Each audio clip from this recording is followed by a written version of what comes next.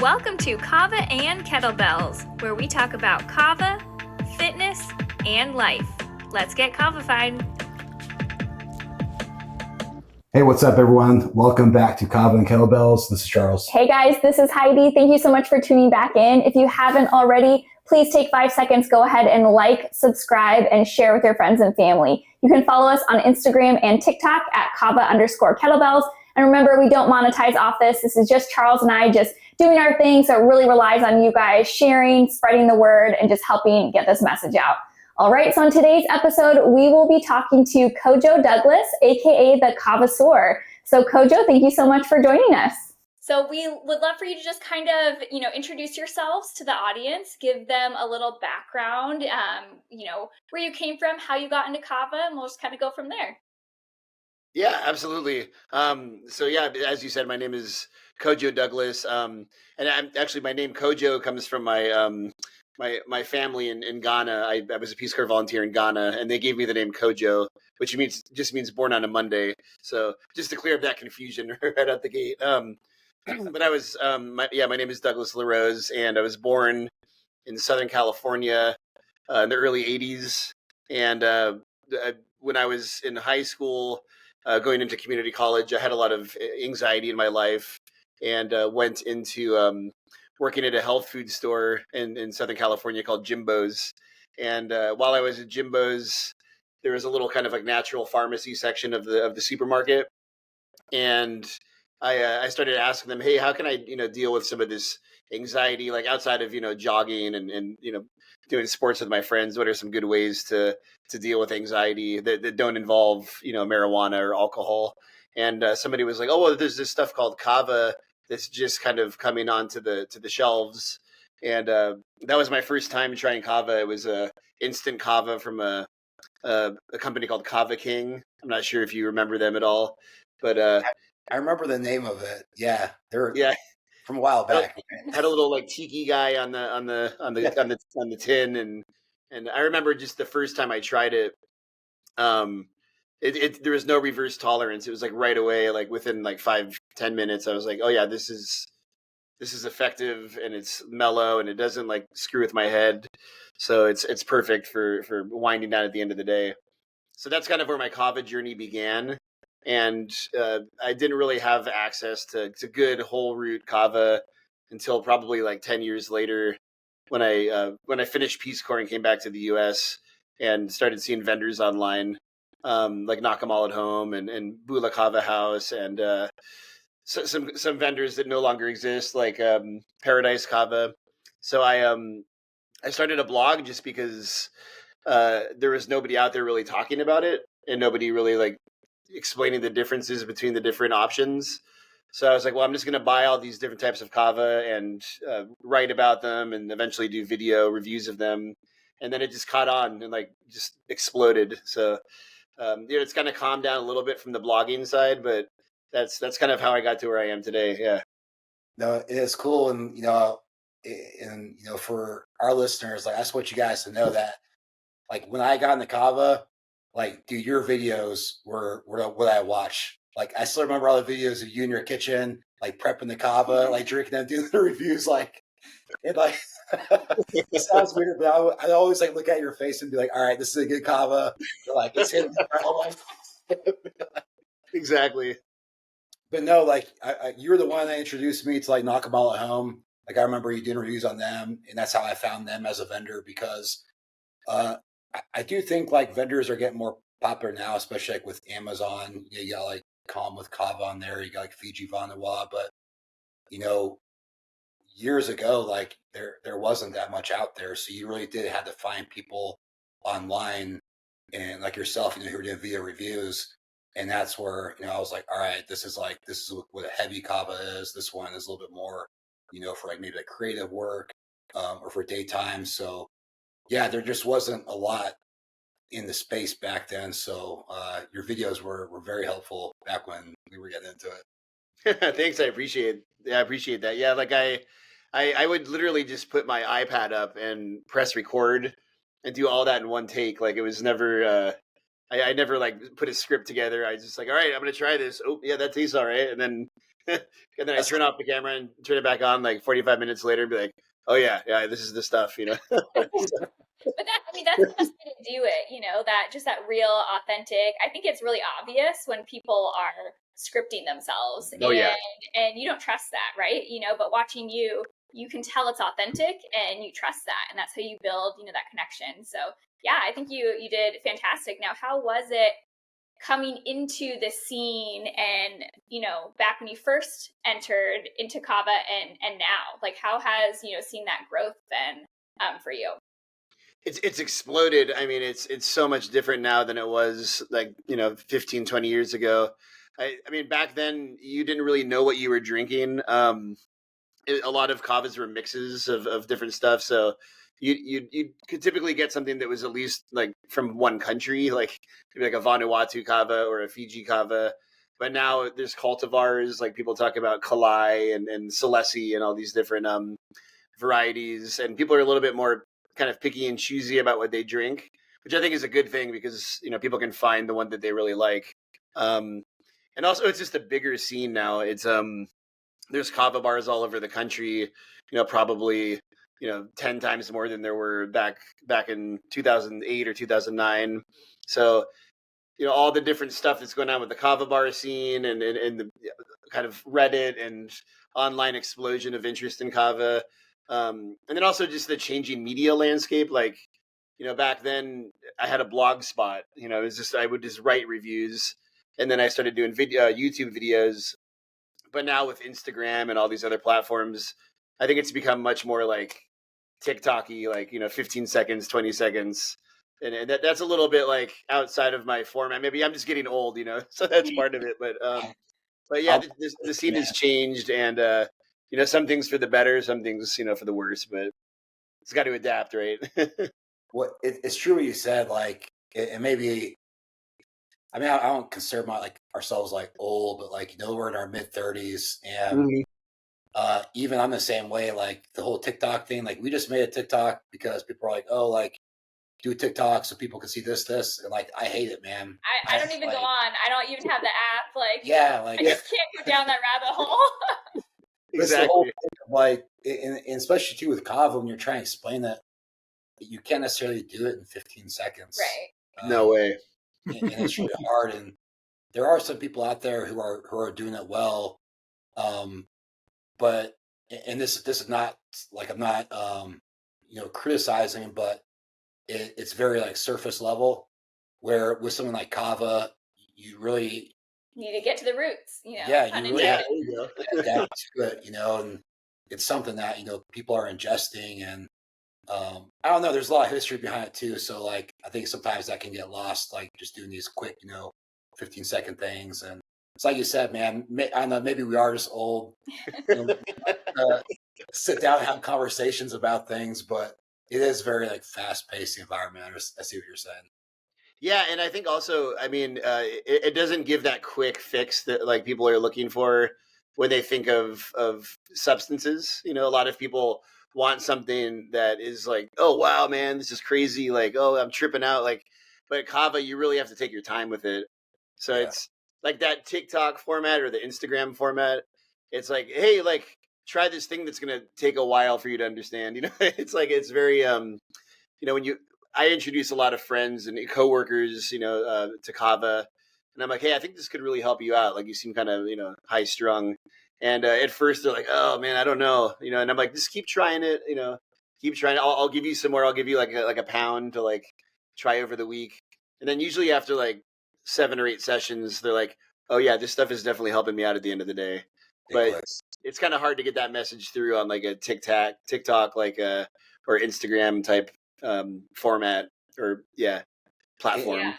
And I think that's, we've talked about it before. That's the biggest barrier, I think, to people getting into Kava is it is not quick. And like, you have to trust the process, and you have to just commit to it and like get past the first taste, and just understand, what the product is, where it comes from, the heritage of it. And I think that makes all the difference. And as a society, we don't have time. Like, we don't have time for anything, and people don't have time to just slow down, learn about it, and actually let it, benefit their life. Absolutely. Totally agree. One thing about Kava too, and it's kind of go back to what you're saying is people are looking for, and I don't know, maybe I'm not trying to judge people too much and stuff, but like it does seem like everyone now kind of looks for like an escape, right, from something. And what I've always liked about Kava is like it's not an escape. Like I'm not taking this to black out or to get high or to go to a different like now with all like the mushrooms out there and stuff, like I'm not trying a different planet, you know what I'm saying? Like I like it because I'm still present. Yes. It and I think when people find Kava and they use it and they finally understand it, it makes sense to them. But yes, that it is something hard to get through to people, especially when they're first trying. It's like, no, this isn't alcohol. Like you're looking to get drunk, like you're in the wrong spot. Or if you're looking to straight up get high, like you're definitely not in the right spot. This isn't for you. But if you're looking at something that's going to enhance your life or enhance your day in a positive, gentle way, like Kava will be for you. And it's a great tool. And it's a great thing to relax and to socialize as well. Yeah, absolutely. And I think a lot of the attraction, I did a tour of the Florida kava bar scene. Oh gosh, this was like 8 years ago. My friend Jeff Bowman, who owns Knock 'em All at Home, invited me down, and so I flew down to Boca Raton and did a tour of all the kava bars in that area. And the first thing that I noticed was you go into a kava bar and everybody's talking to each other in like a really peaceful, calm, pro-social kind of way. And there's like people of all different types. There's people of different backgrounds. It's a good mix of like men and women, and without like the weird bar thing where it's like safety issues. Yeah. I feel like a lot of women don't feel comfortable going to bars like because of being preyed upon. But at a kava bar, it's like there's none of that happening. So it's very peaceful and safe and like very good for community. And I think a lot of people find community in their kava bars. And I actually didn't know that until I went to a real kava bar in Florida. And before that, I would kind of drink kava alone or with friends. But when I saw that, I was like, oh, this is even bigger than I thought it was, 10 years ago, in terms of how positive of an impact it can have for people. Yeah, absolutely. And that's what, we talk about a lot, that community, especially for people who are, recovering or veterans and just people who truly need that safe space. It's so great. Now, I think the idea of kava bars is obviously blowing up, especially over the past decade, but it's not appreciated by everyone. So how was it for you the first time you went to a kava bar, and how did you have any views about it before you actually went, or how did that go for you? The only views I had of kava bars before I went were, I had seen like the YouTube videos of particularly the Knock, which is in Boca Raton, and I had seen people sitting at the kava bar and like slamming shells.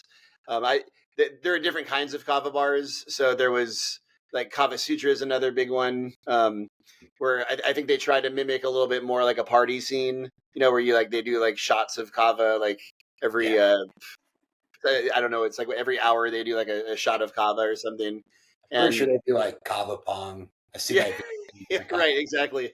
Yeah, kava bongs and all that kind of stuff. I went into it like a little bit not skeptical because I didn't have much experience with it. In San Diego, there were some kava bars that are a lot smaller and like more kind of like the Knock. So that was what I was used to. But yeah, when I went to Boca Raton, I think the thing that surprised me was there were different kava bars for different kinds of people. And a place like the Knock is like very much a more quiet, like people talking to each other, coffee shop kind of vibe. Whereas like a Kavasseur is like kind of have more like, like strobe lights and loud music. And I think both are fine. It's just, maybe for me, like I like a more mellow atmosphere. But I never really found any of it to be particularly controversial, or like put me off in a bad way. Just kind of like, oh, that's maybe for somebody else, Yeah. No, I agree, and I do think it's a cool thing. It's a good point you made. There's something for everyone. I mean, I don't know, like the more I'm talking, I guess we are getting old. But we always say being in your 30s, especially your mid 30s, is just such an awkward age because you're not quite, old, but you're definitely not young. And it's like you're either gonna be more on the old side or more on the young side. We feel like we're more on the old side. We've gone to some kava bars and we got in and I'm like, dude, I am a grandpa here. Yes. Like, for sure. What's going on? I'm like when I drink kava, like I want to chill and I want to talk to a couple people. Yeah. And then go to bed. Like yeah. Absolutely. Yeah, I mean, I'm 43, and I mean, I think the good part about getting a little bit older, like into your 40s, is like a lot of you stop caring as much about that. You're just like, oh, you know what, like, this is fine, this is good. I'm like your hormones are kind of like subdued, and you're just more like, oh yeah, this is great. This is the life that the rest of my life I'm just gonna be content. Cool, like. I think it gets to the point where you're just like, hey, just do your thing. But so.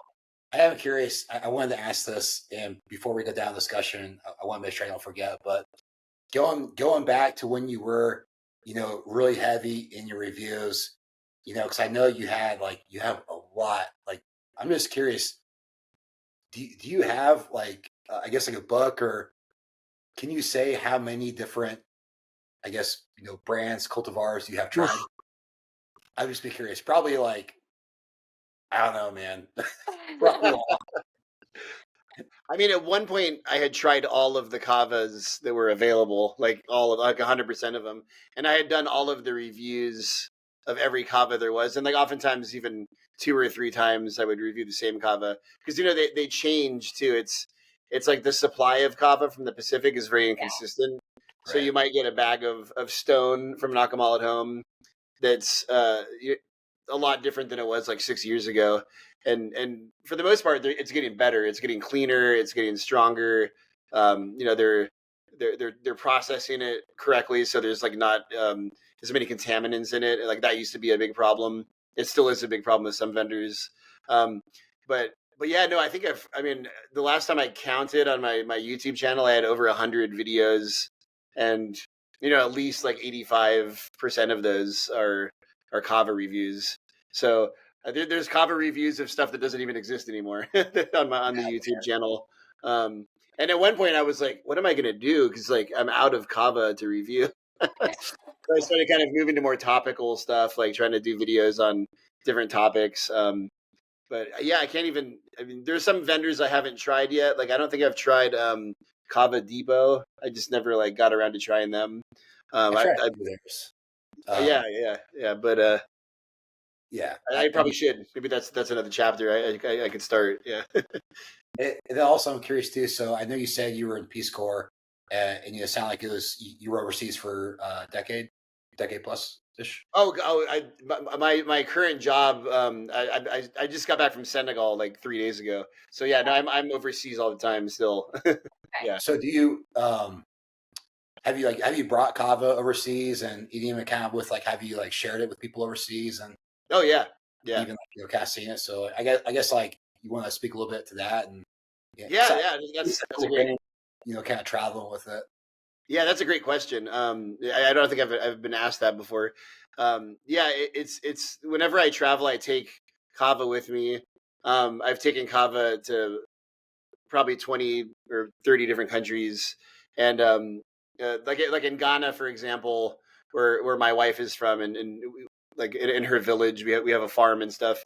They traditionally sit around and they drink this stuff called palm wine, and you drink it out of a coconut shell, or it's like a calabash, and it's an alcoholic drink. But I remember one time I brought some kava to the village, and I made a huge like a ceramic bowl of kava, and me and the chief of the village, and then like a bunch of the other elders, we sat around and drank kava, and after like 15-20 minutes, they were like, "Oh wow, this is like really really nice stuff." Like we could use this in our culture to help us settle disputes and stuff, instead of getting drunk and trying to settle disputes. Exactly. Yes. And I remember I took pictures of it, and I'll look for them somewhere. But they like I was like, wow, this is basically like how people in the Pacific Islands drink kava, except I'm in West Africa, and like within one session, these people are talking about the potential for this stuff to help, like, help them settle disputes within their communities. So That's awesome.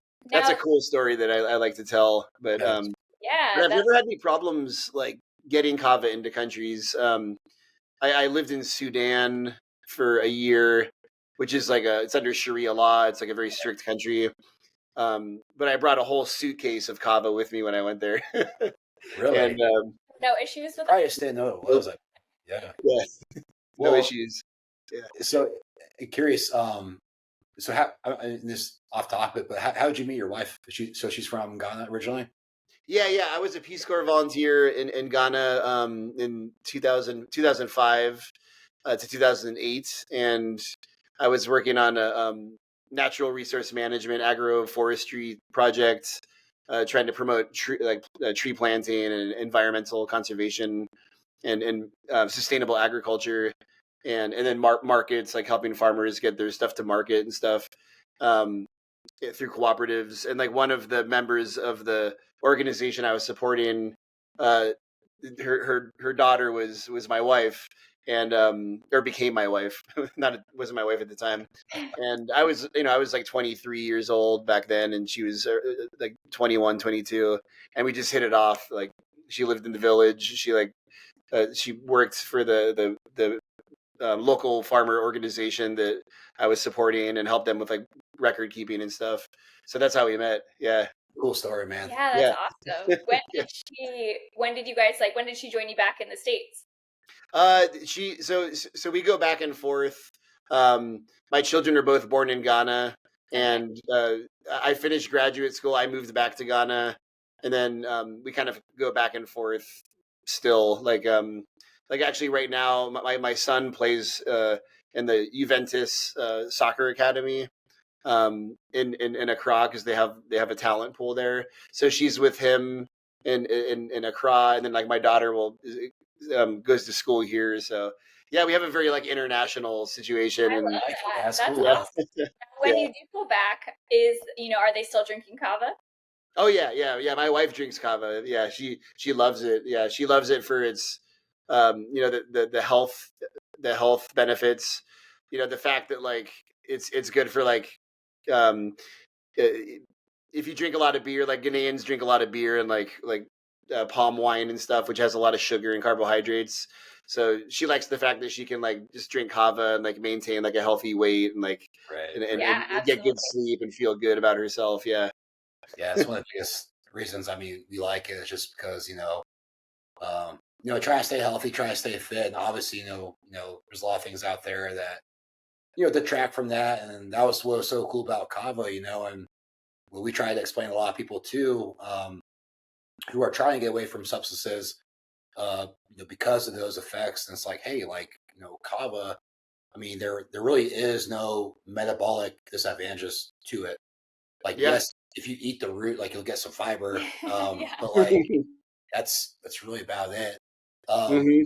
So I wanna kind of start talking, I guess, about kind of like trends that we're seeing, and you obviously have a pretty good pulse on the kava space with your background.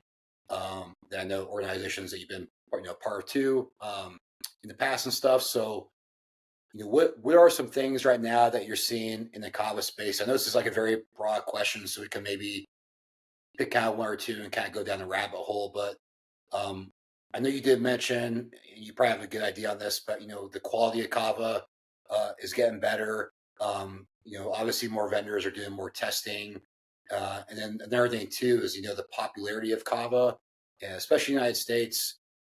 Yes, kava bars are growing, but we're also. I'm just, even now, I get sponsored ads all the time. Just new kava drinks, Yeah. like just putting kava in it, like these like ready to go packets and all that. Yeah.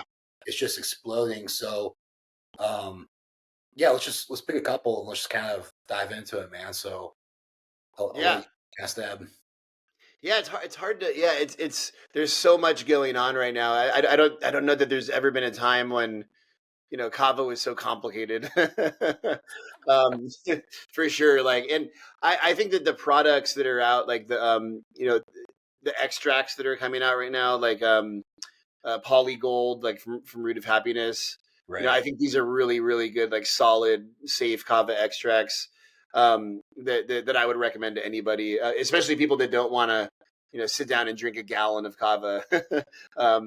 Because one of the things that sucks about drinking a ton of kava at once is like, especially if you go to sleep, then you have to like wake up and use the restroom in the middle of the night because you have a gallon of liquid in your body.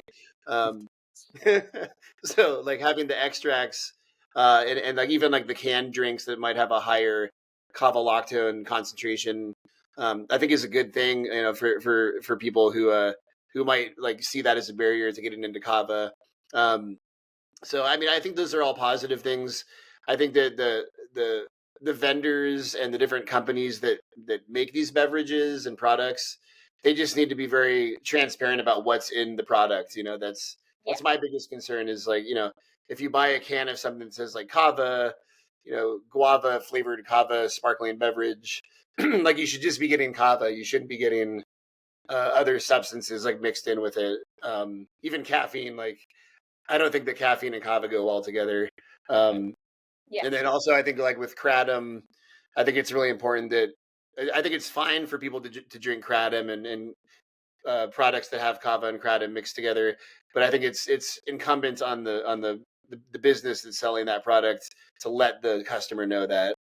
Yeah, absolutely. And that was, our first kava experience. Charles had dabbled in, like you said, going to the health food store and buying the capsules. But the first time we actually had, the ground up root, we were at a kava bar in Miami, and we didn't know anything about it. And they were serving us kava, kratom, here's some more kava, here's some more kratom. We had never had either one of them. Mm-hmm. And we knew there was something there, and it was a good experience in that, okay, we know there's something to this kava, we want to explore it more. But they should never have done that. And like they should have, educated us, and they should not have mixed those for us. And I do think, unfortunately, that's why people are just confused. People get confused. They think that they're the same thing, and they're not. They're completely different plants. Do you feel like, has it been frustrating at all to see the popularity of kratom and kava together? I think at first it was because of that, what you just described. I didn't want to see people getting tricked into, or not tricked, but like people that were just learning about kava. I didn't want them to have that confusion where like you go into a kava bar, because it is very confusing to a newcomer. For me, it's like obvious, and for you, it's obvious now because like you've been drinking it for a while. But if you're just like somebody who just walked into a kava bar and you're like, wait, are these two different things, or are they like the same thing but like different forms? Like and then on top of that, I don't think the kava tenders or the bartenders, the kava tenders, I don't think they always like are really trained at all kava bars to like really be able to explain the difference. Yeah. So they might give you like a little pamphlet, and you're like, all right, now I have to read this thing. Shit, like, like I think that's I think that's kind of an issue that hasn't been totally resolved. But that being said, like I think that both plants have benefits like to different kinds of people. I personally don't use kratom. I've never even tried it before. But I know a lot of people that it's saved their life, and it's like, well, who am I to argue with somebody who tells me that this plant has saved their life and they're off of drugs or whatever. So I think it's totally fine. It's just that people need to be given the information and the right guidance on what to do. Yeah. And I agree, man. Like, yeah, like who are we to tell someone, especially if they're getting off of something hard, right? Yeah. Prescription. Yeah. But I find myself, I go back and forth. Like, I'm very much like a person, if like you want to do what you want to do, I'm all about it, right? But I don't know.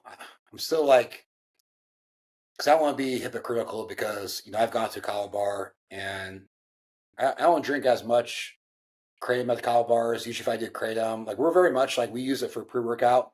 We never go above 3 grams a day, which is a very, very low dose. That's why we'll do a seltzer. But what I just don't like seeing is the extracts that are pushed so much and people use them every single day, and they'll start with one extract and they'll do two extracts, and I'll talk to people and they'll be using so much, and it's like, well, why don't you use the leaf? And it's like, oh, well, I went to this kava bar and they gave me these shots with extracts, or I went to this gas station or smoke shop, and then someone at a smoke shop is going to have no idea what these products are. They're just going to sell them, right? Right. And then these people, then they're hooked on going to the gas station every day and buying these crazy extracts. And yeah, it gives the kratom leaf a bad name because these companies adulterate it. They make it very, very strong. Then they pair it with kava a lot too. And that's my concern because, again, like someone just coming into space, it's like, I want you to have the kava experience. I want you to know what that is. And if you want to try kratom, great. There's uses for it, but keep that experience separate. That way, between the two and find, what need you get from either one. Right. So. Yeah, for sure. Oh yeah, I totally agree. And I think the challenge is, how do we educate those people that are just learning about it, like what the difference is and like what the risks are, what the potential risks are, because not everybody, who uses kratom has a gets addicted to it or has a negative experience. Right, but at least, like, here's the information, but it's like that with everything, right? Like when you get on a motorcycle, you're taking a risk, or when you start eating like fast food, you're taking a risk. Like it's like at what point does that information get to the person? Like, okay, is this wise? Like, should I be using this? But I think with like those super powerful, and I'm not super familiar with kratom, but those super powerful, like what do they call it? Like, not extracts, but like where they've like synthesized. Oh, like the 7-OH. Yeah, that kind of stuff. Yeah. Like, I'm hearing a lot of negative stuff about that. Yeah, they're drugs. We don't even like to consider that, kratom, because it's so adulterated. It's so far from what the actual plant is. And it's really a shame because, again, that gives, kratom a bad name, which then can lead to giving kava a bad name. And it just gets, confusing. We live in a very headline society. People read a headline and that's it. Yep. Yeah, absolutely. And I know some folks over at the Kratom Coalition, and they're actively, campaigning against those kind of things. Yeah. So even like the kratom drinkers and kratom supporters and advocates are trying to, like, get that stuff out of the market because they know that it's potentially has a lot of damage. Yeah, it's poison, man. And it's good to see the average kratom user, pushing back on it. So with kava, though, I know there's a few organizations that have popped up to kind of like protect, kava, not only like the kind of practices around it, which I think is good for the consumer, right? Because as a consumer, obviously we want good products. Lab testing is a good thing, that we know what we're getting, and at the end of the day, we're putting something into our body, right? But have you seen, I guess, with the proliferation of kava around the world, because I know you have kind of a good pulse on this, is there people who are upset with kava becoming popular? And especially being Americanized, like we have Americanized kava, right? Yeah, this is the to a different extent. So. Yeah, I mean, this is the hot topic right now, for sure. And like, this is something I've been on all different sides of this issue at different times, and like my perspective has evolved a lot. I think originally, maybe 5 years ago or even 4 years ago, I would have told you that, I believe that when you go to a kava bar, it should be very quiet and like contemplative, and people should be just kind of sitting there drinking kava and talking to each other, with kind of maybe some gentle ambient music in the background. And there was a lot of this, there was a lot of these criticisms of kava bars in places like Florida, that are a little bit louder, and they have tiki stuff on the walls and like strobe lights. And people in the South Pacific, I should be specific. Like people in New Zealand, were starting to get really critical of American kava bar culture, and they were saying that, this is not respecting the cultural traditions of kava, and I was very much kind of in that camp for a while, and then I started talking to some people from Fiji that I know really well. One of them is a former rugby player who played for the Fiji national team. Really cool dude, and he was like, "No, man, if you like go to Suva, even in like the 1940s during World War II, like people were drinking kava and dancing and listening to loud music. This is not like, that one way of drinking kava like quietly in a hut somewhere with like a bunch of people sitting around the tanoa is a very specific like traditional ceremonial thing. People do drink kava like socially, and I was like, oh, okay, that's interesting. And over the past 2 years now, like a lot of these people, these like really hardcore traditionalists, they actually don't want people to drink kava at all in the US. Like they're totally against kava bars. They're totally against people making kava at home. And I think that's really a negative thing, like to be like pushing that agenda, because then we're just basically like destroying our own kava culture, because we have our own kava culture here that I think that like the three of us are part of, right? Like where we drink kava and we get a benefit from it, and we look at all those ancient cultures and the Polynesian and Melanesian cultures, and we respect them, and we learn a lot from their myths and traditions around kava, but we don't necessarily want to dress like them and like practice their rituals, because that would also be like really tacky, right? So to an extent too, yeah, I would feel like an imposter if I were. Yep. Then I would feel like that would be more disrespectful in a sense. Absolutely. Well, so, I just kind of want to hear like more of like the argument from their perspective. Like even going back to like people just drinking kava in their house, they're against that. I mean, I'm just trying to understand, the reason why, because I don't know, I'm kind of a person too. At the end of the day, I think that everything on this earth, like no one owns the earth, right? Yep. I mean, Yep. I think anybody can claim to own it. And especially with globalization right now, everything is kind of interconnected.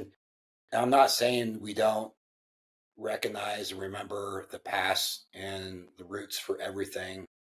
No pun intended on the roots, but it's good pun though. But I'm curious, like even to that extent, like why was there a reason, like even just for people enjoying it in their home and using it for a lot of the therapeutic benefits that kava does have?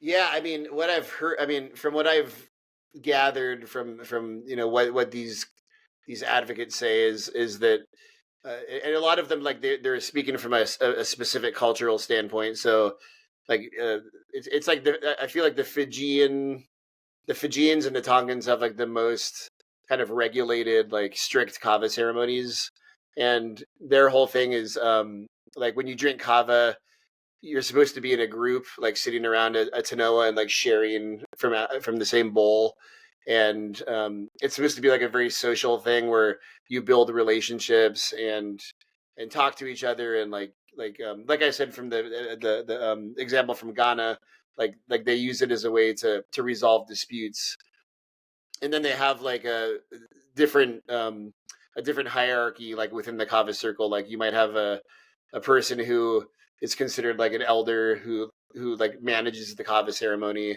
and so they've even said that like using the word kava is inappropriate because it's like a sacred word, and in Tonga I think it's I think a Tongan word, and it's like, yeah, well, I think in that specific cultural context that makes sense, but like you can go to Papua New Guinea and people in Papua New Guinea drink kava and they do it a completely different way. They just they make kava at home and they drink it at home.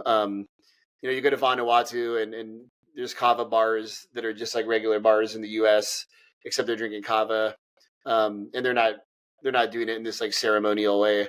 So I think I understand their perspective, but I think it's a little bit like ethnocentric to say like, oh, this is the way we drink kava, and anybody who doesn't drink kava this way is like being disrespectful to us. Right. And it's like, well, no, there's like multiple kava cultures out there, and they all should be allowed to like practice the way they want to practice. And drinking kava alone at home, like, I mean, for me on a Wednesday night after a stressful day is like the way I want to drink kava. And I don't feel at all guilty about it. Yeah. No, and you shouldn't. I mean, so I guess to kind of, it kind of seems like to them it's a very sacred plant. And so does it upset them more that the farmers are farming it and that they're sending it over here? Or is it just kind of the whole thing? Like, how do they feel? Because I guess that's kind of where I come from also is as much as I do think we have Americanized it, and we always, we were just at the kava bar yesterday and we were talking to a guy and we're like, yeah, we think people need to start with just the ground root. Like, they need to drink it before, and then if they don't like it and they want to add stuff to it, like, sure, they can do that, but they need to understand it. They need to respect it and taste what it is first before they, spice it up. But to me, I also think that we are, supporting, although we can do a better job because they definitely they don't get the fair share, the farmers, but I feel like we've been able to blow it up for them to be able to help them produce more, to be able to give them more money and give them more success. Are they upset at that? Yeah, no, you just brought up like a super important point and about the farmers and the value chain and like the economy of kava. Yeah, I mean these folks that have this perspective, like the farmers are like completely outside of the conversation for them. Like, and like to your point, like those farmers in Fiji and Vanuatu, in the Solomon Islands, Papua New Guinea, wherever, like they want to grow more kava and they want to sell more kava and get a better price for kava. And as all three of us know, it's like super expensive to drink kava, right? It's a very valuable crop. And like I've never talked to a kava farmer in my life who was like, oh yeah, no, we want to sell less kava. Like they're all about like growing as much kava as they can and selling as much kava as they can. And I think that like they get kind of annoyed by these like debates that happen online about cultural appropriation and stuff, because like they've been selling kava for like 20, 30 years now.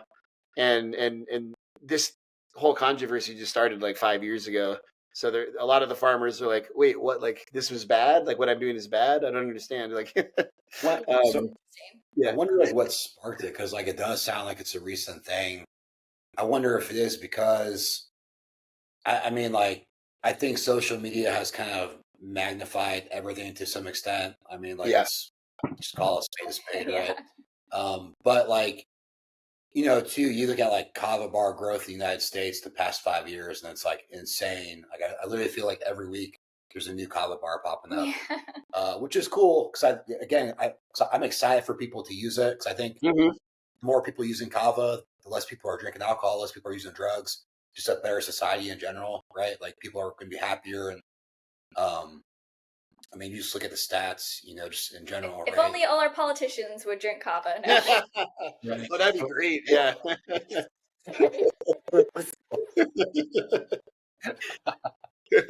Well, real talk though, that would be.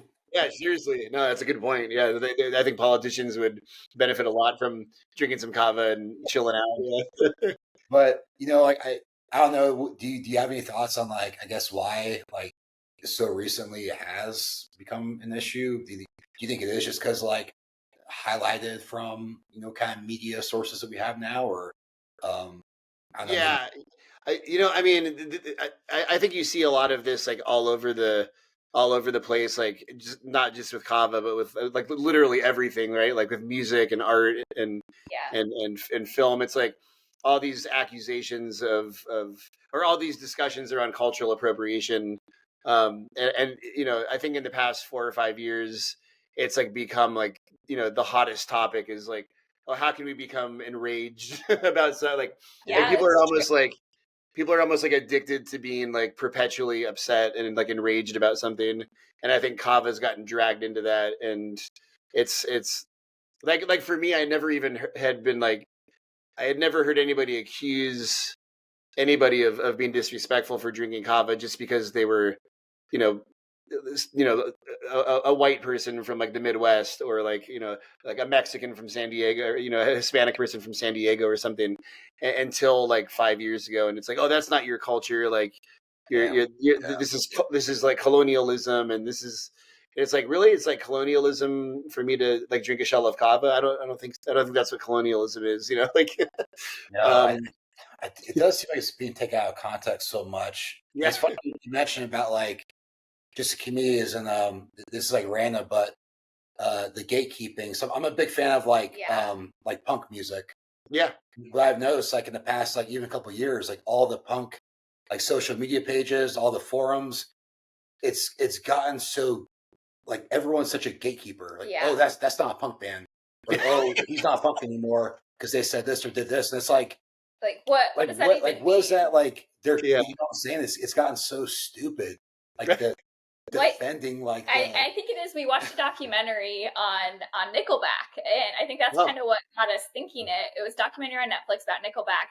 And I mean, like, everyone hated on Nickelback, but they're like the number one band with the most number one, songs out there. And you can't hate on the fact that they have catchy songs and people like them, but people will be so mean. Like the rock bands and the albums, they would be like, so just, these people suck, they're not rock. And it's like, who cares? Like, I don't know, we go on tangents, but you brought up a really good point that I do feel like as a society, we are so much of who has it worst, who is, I need to be pissed off about something. You did something wrong. Like, we're so tribal, and we take that to very extremes sometimes. I never thought about it that way about kava, but that makes a lot of sense. Yeah, that's definitely where it is. I mean, and it's something that like I've been trying. I don't know if I might be fueling the fire by talking about it like on my video, my YouTube blog, but like I feel like it's out there so much, and like there are entire Facebook groups that are all about like how Americans are destroying kava, and it's like the irony of it is like it's like these people in New Zealand, and like New Zealand is not a kava culture, like they traditionally didn't drink kava in New Zealand. It doesn't even grow in New Zealand. But like a lot of Pacific Islanders like live in New Zealand and drink kava there. And they're like, oh, America is ruining kava and destroying kava. And you should come to Auckland and drink kava this way. And it's like, hey, like, you're living in a country where like there is no kava. You have to import all of your kava. Right. So I don't really know if you're like the authority, like that is true. Gatekeep like this plant, That's interesting. Not to hate on them, but if they're so against the farmers being able to export it to America, why are they allowed to export it to New Zealand? And exactly, wouldn't it have to just be all exporting, cut off? And if you cut off exporting it to America, well, that might, shut the farmers down, and then they can't export it to you in New Zealand. So I wonder if they think about it that way. Yeah, and I mean, I've been my whole career I've been working with farmers, and my job is basically to empower farmers and help strengthen, like, especially in poor countries, strengthen their agricultural systems. And like, so my perspective has always been like the farmer should come first, and like if a farmer has a product to sell, some university professor in Auckland shouldn't be like getting in their way, like, or like trying to point their finger at them and say, hey, like, you're doing a bad thing. Yeah. It probably goes back to, man, I do think people are just trying to be relevant to some extent and find something to stand on. But someone like this just doesn't, I don't know, kava is such a beautiful plant, man. Mm-hmm. It really is. Yeah. Like it's such a godsend, and like when people find it, like their lives just really improve. So it just goes, I understand, I get the perspective of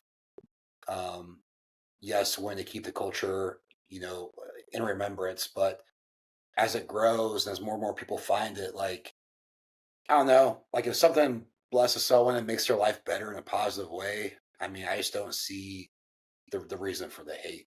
So it is just kind of a bummer to hear that. At the same time, it is cool to see, American kava culture kind of become its own thing growing, more people getting the space, more people understanding it. So, there is, silver linings, and, I do think it's pretty neat seeing, Kava growing here in the States. So, yeah. I mean, that's another thing is Kava is starting to be grown in new places. I mean, I know that like in parts of Central America and the southern parts of the U.S., like people are just in California, people are growing Kava, and they're actually like new genetic varieties are being are coming out of it like through natural domestication, like through natural adaptation to different environments. And like, I mean, one of my dreams is to see kava like grow in tropical West Africa, because I think it could heal a lot of like the divisions in the societies over there, and also like strengthen their agriculture sector, and bring in a high value crop. yeah, And like and I don't think it's not going to hurt the Pacific Islands. It's not going to hurt Pacific Island farmers, because like right now there just isn't enough kava, and that's like why it's so expensive.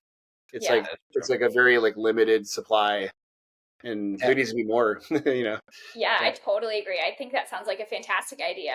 Have you Mhm. thought of helping them kind of get it going at all? Yeah, I have, and I've been talking to the like in Ghana in particular, like the Ministry of Agriculture, the government body that manages agriculture. Like they're interested in bringing kava over, and it's a very complicated process where you have to like bring the plant over, and they have to do trials and like make sure that it's not an invasive species, and like do some studies on it. And then like it has to be there has to be like a legal status for it before you can start farming it and like processing it and selling it. But for the most part, like they're excited about it, because there's a lot of alcoholism problems in poor countries like Ghana, and to have an alternative to that would be like you said, a godsend. Like it's a healing plant. It's better for all of society if people are drinking kava, because 100%. it's 100%. That's yeah really cool though, man. Especially if yeah that. I mean, I commend you for that. It's a pretty cool project, man, that amazing, you're yeah. going. Because again, like anything that benefits people, like it's going to benefit the society, and why wouldn't people want the world to be just a better place in general, right? And yeah with, I know to some people that might grow the same might be like, oh my god, like kava's not going to like save the world, but it's like You I don't get know it, but that. You like, don't know that. but like little things add up. Yeah. You know what I'm saying? And yeah can have impact. So I think that's pretty awesome, dude. Yeah, I think one of the barriers, and I'm sure that you face this every day in your life when you talk about kava, is like even though the kava bar scene is blowing up, like it's still very like hard to like most people still don't know what kava is, right? Yeah. Like I'm sure when you talk to your friends or like coworkers or just random people, you're like, oh yeah, I drink this stuff called kava, and like it might take like 10 minutes for you to like make a reference like that. They're like, oh yeah, I have heard of that. Yeah, that's like I have heard of that, but like I don't know what it is. And I still have the hardest time explaining it to people. It's like they'll either think that it's like some narcotic that's like super strong, and like, oh, is that dangerous, is it gonna like screw me up, or they'll just have never heard of it, or they will like drink it and be one of us, like those are like the three different options. But I never like find somebody who's like heard about it and it has information about it and hasn't tried it. And then like, it's a very like, I feel like the awareness around kava needs to grow, and it needs to be like talked about in a way that doesn't make it like just part of a list of other like drugs or narcotics. Agreed. Yeah. It is funny whenever I tell people they're out.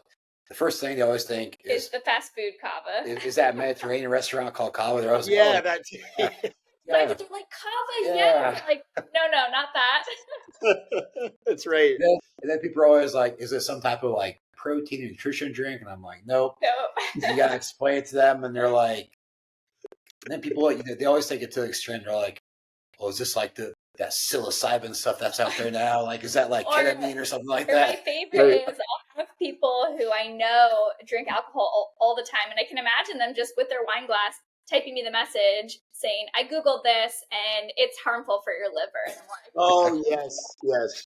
Yeah. I mean that's a very like, yeah, that's a very important misconception. Like that. I mean, all of the research has like completely debunked yeah.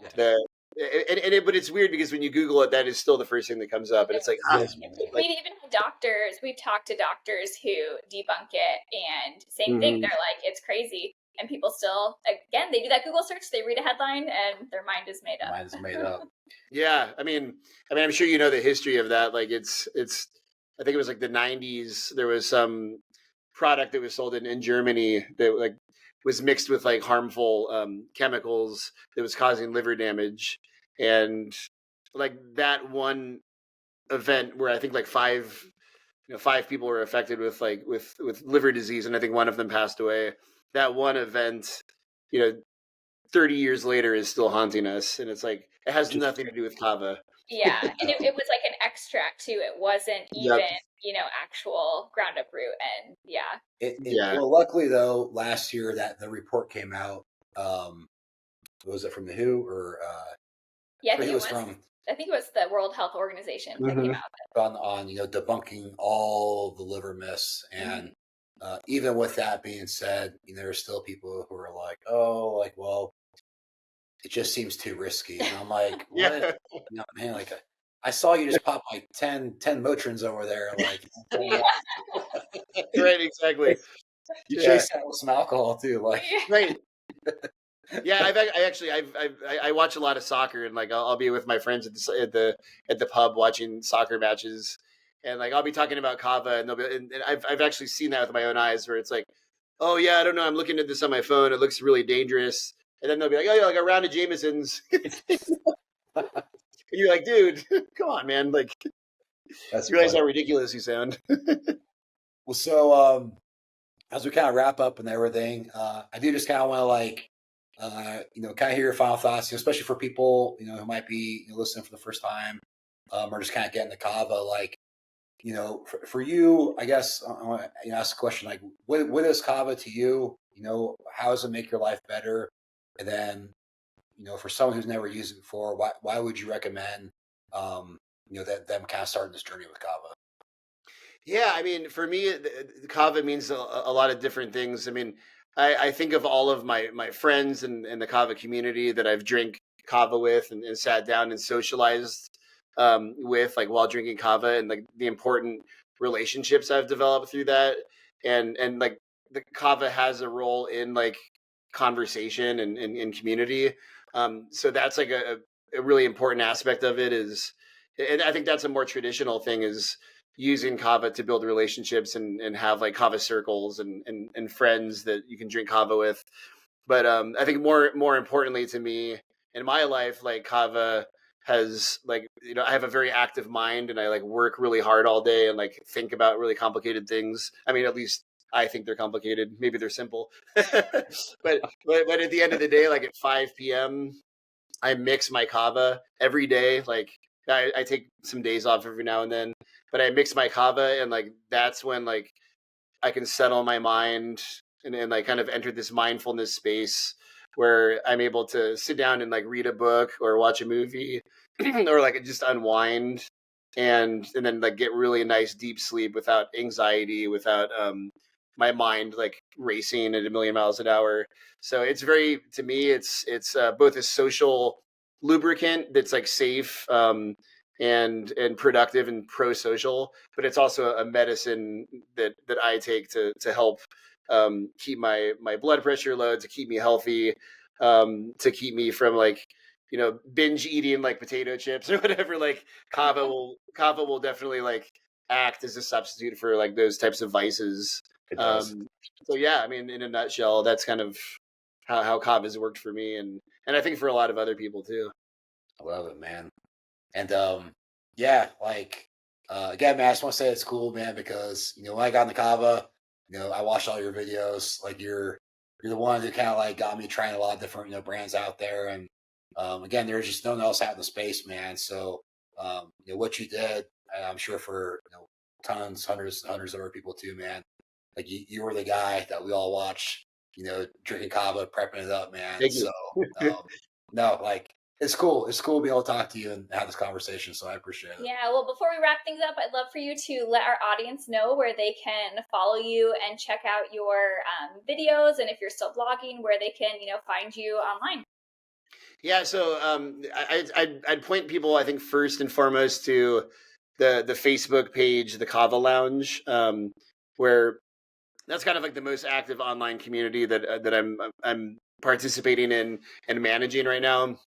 I'm the only administrator over there, and it's just a really positive, cool space with a lot of good information about Kava.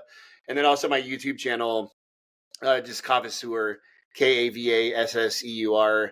I still upload videos, every 6 weeks or so, and then there's like an incredible backlog of videos that you could waste a lot of time watching. so you can check out the YouTube channel. I no longer manage a website. It's just kind of websites are very like like we're old, right? So like, Yeah. like websites are like apparently for old people now. I don't know. That's what I've been hearing. So they're like, yeah, just focus on social media and YouTube real, and stuff. So. It's so real. Oh, man. A part of me was kind of excited that TikTok was going to be banned because I'm like, all right, that's so much. 24 hours. Like, Yeah. what the That's hilarious. Right. Well, thank you so much. It has been wonderful talking to you, and we'd love to, do this again down the road. But thank you so much, and have a great rest of your day. All right, you too. Thank you so much.